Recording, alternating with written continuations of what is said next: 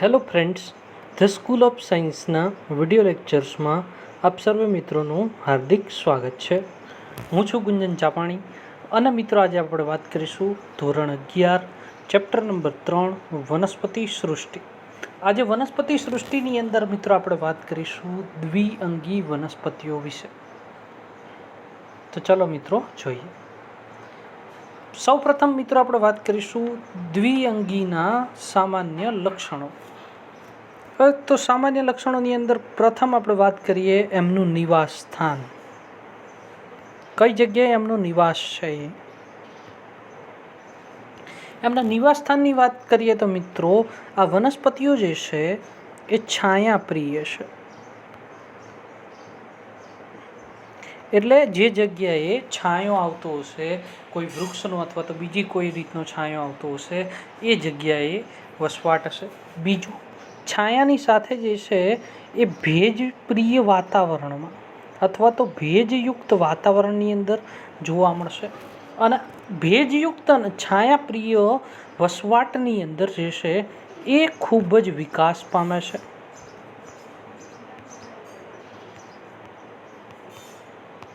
બીજું મિત્રો, MCQને લાયક પ્રશ્ન અહીંયા જુઓ કે દ્વિઅંગીને જે છે એ વનસ્પતિ સૃષ્ટિના ઉભયજીવી તરીકે. હવે મિત્રો શબ્દ સમજો. ઉભયજીવી કોને કહેવામાં આવે? કે જે પાણીમાં પણ જેમનો વસવાટ છે અને જમીન ઉપર પણ જે લોકો રહી શકે છે. એટલે કે સ્થલજ અને જલજ બંને જગ્યાએ જેઓ રહી શકે છે એને આપણે કહીએ છીએ એમ્ફીબિયન્સ અથવા તો ઉભયજીવી. અહીંયા આ વનસ્પતિ જે છે એ જમીન અને પાણી બંને ઉપર એમનો વસવાટ છે, માટે એમને કહેવામાં આવે છે વનસ્પતિ સૃષ્ટિના ઉભયજીવી તરીકે આપણે એમને ઓળખીએ છીએ. બીજું મિત્રો, હવે તમે ઉદ્વિકાસનો ક્રમ જોશો તો એકાંગી એટલે કે લીલ પછી દ્વિઅંગી પછી ત્રિઅંગી પછી આવૃત અને પછી અનાવૃત બીજધારી. આ આખો ઉદ્વિકાસનો ક્રમ છે. અહીંયા તમે જુઓ તો લીલ પાણીમાં હતી, દ્વિઅંગી થોડીક જમીન ઉપર આવી, હવે જે છે ત્રિઅંગી સંપૂર્ણ જમીન ઉપર આવશે. એ રીતે જે છે આખો આ જે છે એ ઉદ્વિકાસનો ક્રમ છે. એટલે કોઈ પણ સજીવ એમનો ઉદ્ભવ ક્યાંથી છે તો કે પાણીમાંથી છે. આવું હું નથી કહેતો મિત્રો, વૈજ્ઞાનિકોએ સિદ્ધ કરેલું છે. બીજું કે દાખલા તરીકે અનુક્રમણ વિશે વાત કરીએ. અનુક્રમણ કોને કહેવાય મિત્રો? કે જે જગ્યાએ પહેલા કોઈ જ વસ્તુ જે છે એ વસવાટ નહોતો, એટલે કે ખાલી જે છે એ ખડક હતા. ત્યાર પછી ધીમે ધીમે જે છે એ ત્યાં વસવાટ શરૂ થાય. આ વસવાટ કોને કારણે શરૂ થાય? તો હવે પહેલી વસ્તુ, દ્વિઅંગીઓ જે છે એ અનુક્રમણમાં ભાગ ભજવે છે. શેમાં ભાગ ભજવે છે? અનુક્રમણમાં ભાગ ભજવે છે. તે કઈ જગ્યાએ જોવા મળે? તો કે વેરાન ખડકો ઉપર જે છે, જમીન ઉપર વેરાન ખડકો અને વેરાન જમીન ઉપર જે છે એ પ્રાથમિક અનુક્રમણ કર્તા તરીકે જે છે એ અનુક્રમણની શરૂઆત કરે છે. પ્રાથમિક અનુક્રમણની શરૂઆતમાં જે છે એ મહત્વનો ભાગ ભજવે છે. બીજું, આગળ વાત કરીએ એમની દેહ રચના વિશે.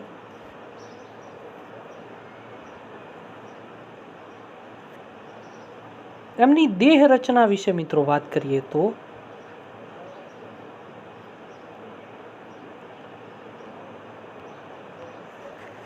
સૌ પ્રથમ મિત્રો દ્વિઅંગીઓની દેહ રચનાની અંદર જો આપણે વાત કરવી હોય તો દ્વિઅંગીઓની દેહ રચના જે છે એ લીલ કરતા.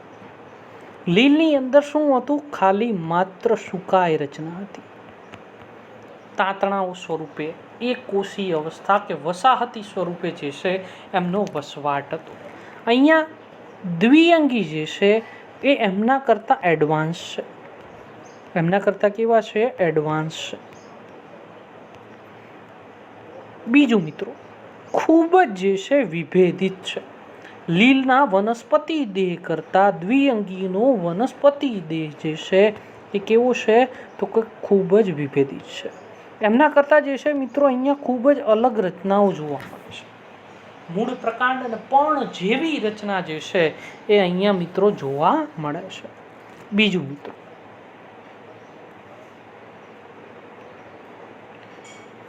દ્વિઅંગીઓની બાબતમાં મિત્રો આપણે બીજી વાત કરવી હોય તો કે દ્વિઅંગી જે છે એ એમનું સુકાય જે છે, ફોર ધ એક્ઝામ્પલ આ જમીન છે, આ જમીન ઉપર જે છે એમનું સુકાય જે છે ધીમે ધીમે જે છે આ રીતે જે છે પ્રસરતી જશે. એટલે શું કહીએ છીએ આપણે કે એમનું સુકાય જે છે પથરાયેલ છે. સુકાય કેવું તો કે પથરાયેલ અને સીધું. પથરાયેલ અને કેવું મિત્રો સીધું. બીજું કે એમની અંદર મૂલાંગો,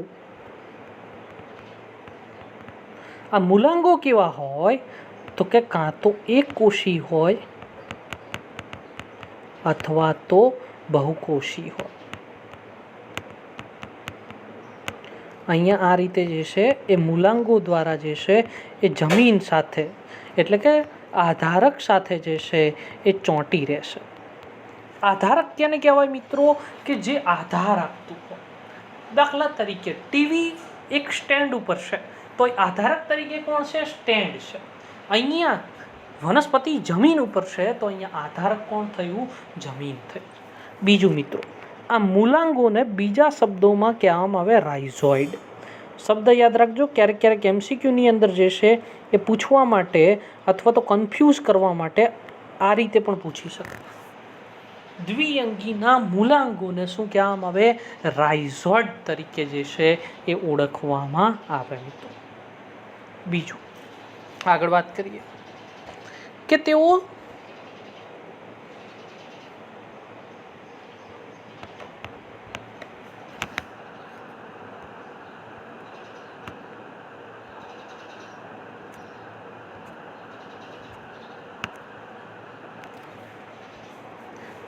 એની અંદર વાત કરીએ તો કે તેઓ જે છે એ સાચા મૂળ, પ્રકાંડ કે પર્ણ ધરાવતા નથી. પર્ણ ધરાવતા નથી, પરંતુ મૂળ, પ્રકાંડ અને પર્ણ જેવી રચનાઓ ધરાવી શકે છે. રચનાઓ ધરાવી શકે છે. મિત્રો વાક્ય યાદ રાખજો. મૂળ, પ્રકાંડ કે પર્ણ જે વનસ્પતિનું મૂળભૂત લક્ષણ છે એ નથી ધરાવતા, પરંતુ એમના જેવી રચનાઓ ધરાવે છે. અહીંયા જે આપણે રાઇઝોઇડ મૂલાંગોની વાત કરી, એક પ્રકારનું મૂળ જેવું લક્ષણ છે કે જે આધારક સાથે જે છે એ મિત્રો ચોંટી રહેશે. બીજું આગળ વાત કરીએ, તેમનો મુખ્ય વનસ્પતિ દેહ. મુખ્ય વનસ્પતિ દેહ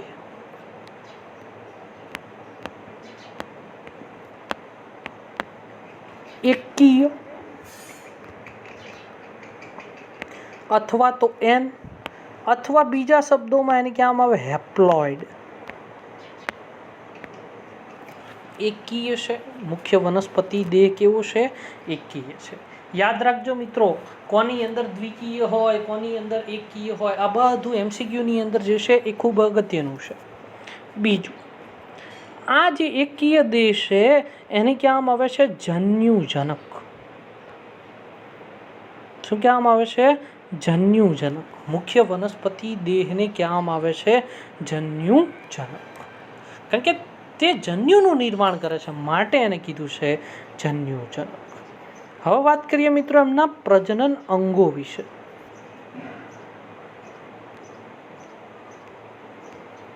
દ્વિઅંગીમાં પ્રજનન અંગો કેવા છે તો કે બહુકોષીય છે.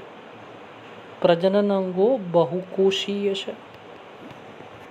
બીજું, નરલિંગી અંગને પુંજન્યુધાની.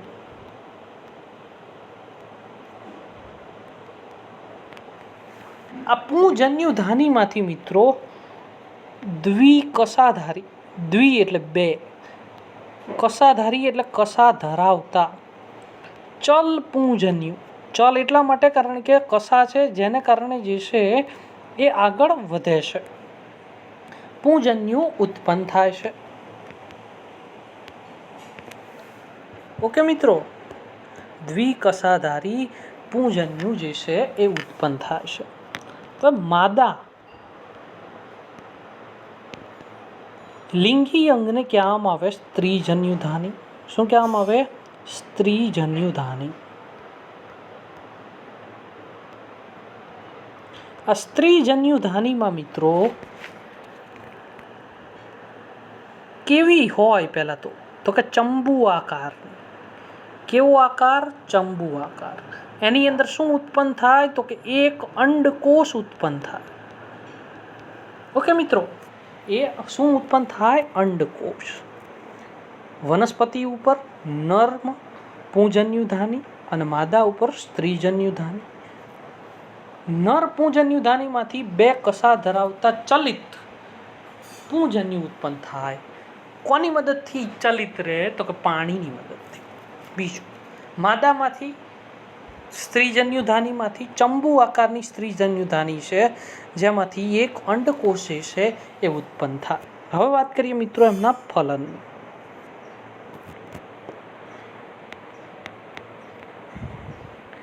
ફલન તો કે જે ચલજન્યુ છે, ચલજન્યુ એટલે પૂજન્યુ, આપણે વાત કરી હતી, એ કેવા છે? ચલિત છે. એ ક્યાં મુક્ત થાય? તો કે પાણીમાં મુક્ત થાય. પાણીમાં મુક્ત થાય. એ પાણીની અંદર એ તરતા તરતા મિત્રો સ્ત્રીજન્યુધાનીના સંપર્કમાં આવે. આ સ્ત્રીજન્યુધાનીના સંપર્કમાં આવતા મિત્રો અંડકોષ સાથે ફલન થઈ અને ફલિતાંડ રચાય. શું રચાય? ફલન કરી અને ફલિતાંડ જે છે એ રચાય. આ ફલિતાંડ જે છે એમાં ત્વરિત એટલે કે તાત્કાલિક જે છે એ અર્ધીકરણ થતું નથી.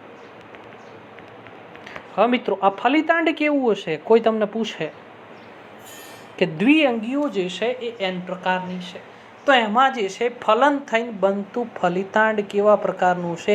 એકીય છે કે દ્વિકીય? તો આ ફલિતાંડ જે છે એ કેવું છે? 2n છે. કેવું છે? 2n. હંમેશા મિત્રો યાદ રાખજો, ફલિતાંડ હંમેશા જે છે 2n હશે. એક નરજન્યુ અને માદાજન્યુના સંયુગ્મનથી એટલે કે જોડાણથી ફલિતાંડ રચાય છે. બંને કોષો નર અને માદા જન્યુ એ nn છે. એમના બંનેના રંગસૂત્રો ભેગા મળીને કેવું બનશે? તો કે 2n બનશે. હવે આગળ વાત કરીએ. આપણે શું વાત કરી? કે તરત જ અર્ધીકરણ થતું નથી. શું કરશે હવે કે તેઓ? તો કે તેઓ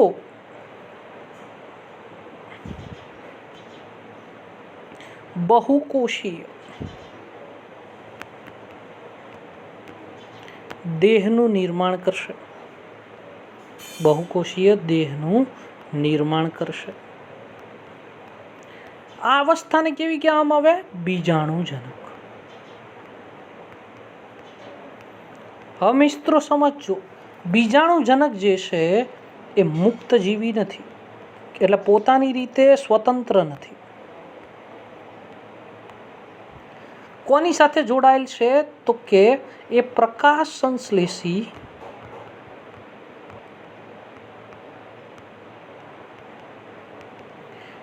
જન્યુજનક સાથે જોડાયેલ છે.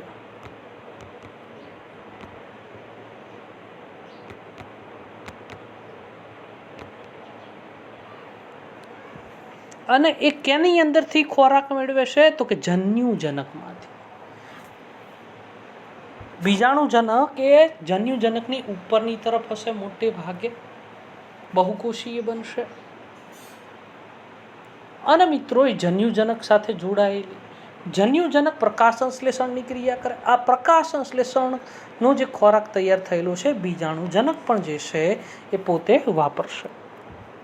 હવે વાત કરીએ આગળ કે હવે શું થશે?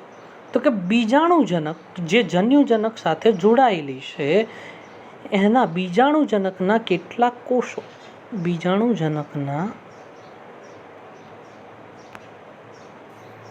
કેટલાક કોષો અર્ધીકરણ પામી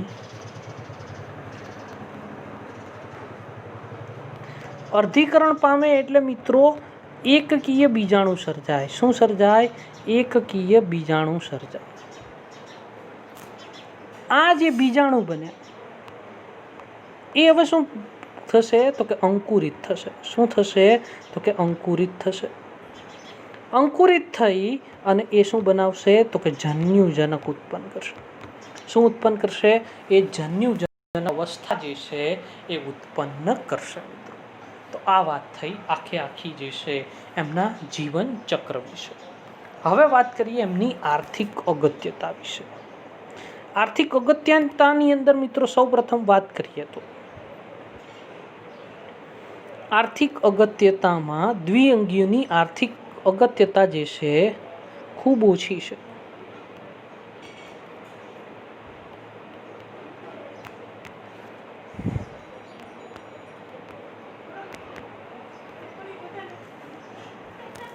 બીજું મિત્રો કે એ આર્થિક અગત્યની અંદર એક વાત કરીએ તો દાખલા તરીકે તૃણાહારી પ્રાણી. તૃણ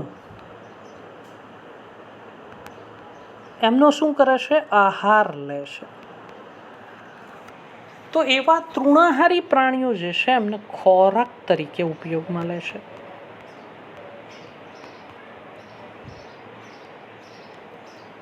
ખાસ કરીને તૃણાહારી પ્રાણીઓમાં કયા પ્રકારના પ્રાણી હોય તો કે સસ્તન હોય. બીજું ઘણા પક્ષીઓ પણ એનો ખોરાક તરીકે જે છે ઉપયોગ કરે છે અને બીજા અન્ય પ્રાણીઓ પણ આ રીતે જે છે દ્વિઅંગીઓનો ખોરાક તરીકે જે છે મિત્રો ઉપયોગ કરે છે. બીજું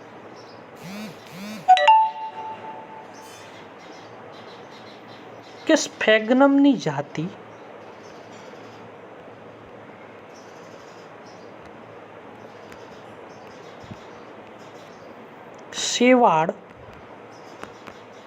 શેવાળ એટલે કે મોસ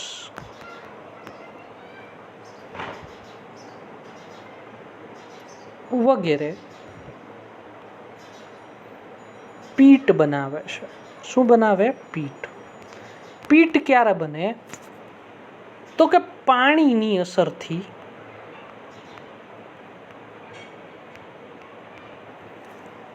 એ સડી જાય. સડીને મિત્રો શું બની જાય? એક લોચો જેવું બની જાય. આ શું છે? બીજું કંઈ નથી પરંતુ વનસ્પતિ જ છે. એટલે એને કેવું કહેવાય? વનસ્પતિજન્ય પદાર્થ તરીકે જે છે એને આપણે ઓળખી શકીએ. બીજું આ પીટ એક કોલસાનો પ્રકાર પણ છે. પીટ શું છે? એ કોલસાનો પ્રકાર છે મિત્રો. આ પીટને કારણે જે છે એ શું કરવામાં આવે તો કે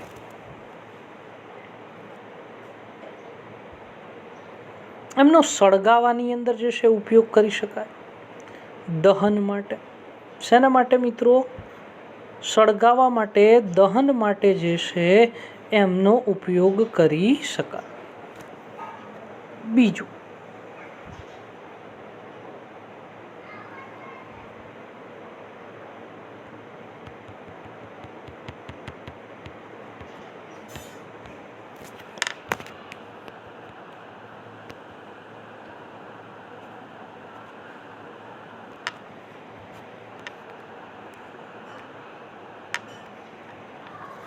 એક તો પહેલું એમને સળગાવવા માટે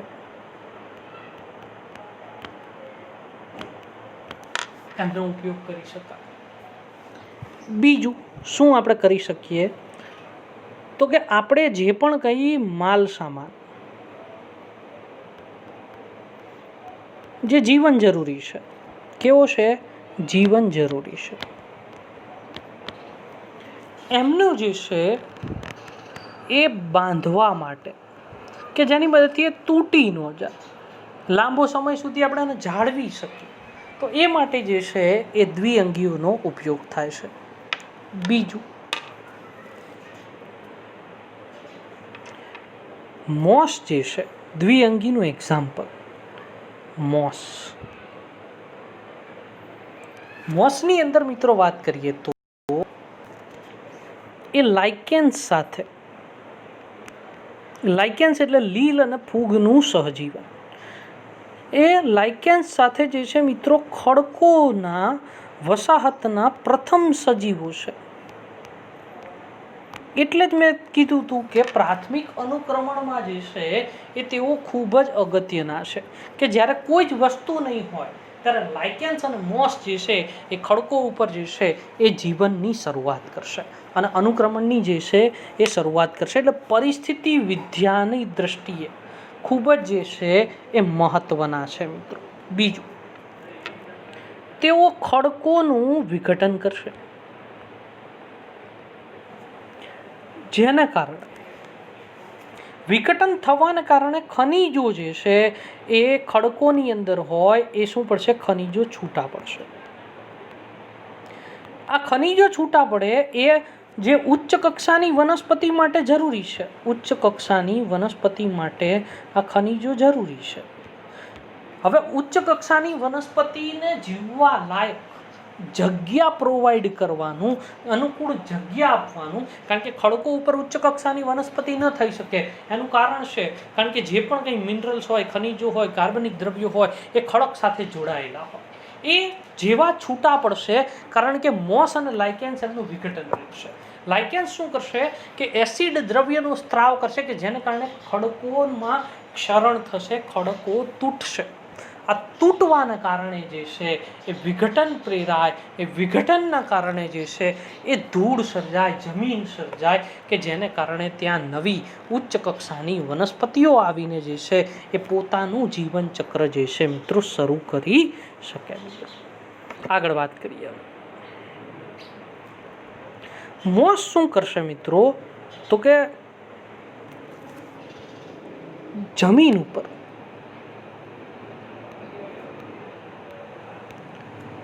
ગહન, ગીચ, સાદડી, સાદડી એટલે મિત્રો કંઈ નહીં, ચાદર જેવી રચના કરશે. એકદમ જે છે એ જમીન ઉપર ફેલાઈ જાય, એકદમ તમને ગ્રીનરી લાગે, એકદમ જે છે એ તમને લીલું લાગે મિત્રો. બીજું, બીજી વાત કરીએ કે આ સાદડી અથવા તો ચાદર અથવા તો નેટને કારણે જ્યારે વરસાદ પડતો હોય ત્યારે જે છે જમીનનું ધોવાણ, જમીનનું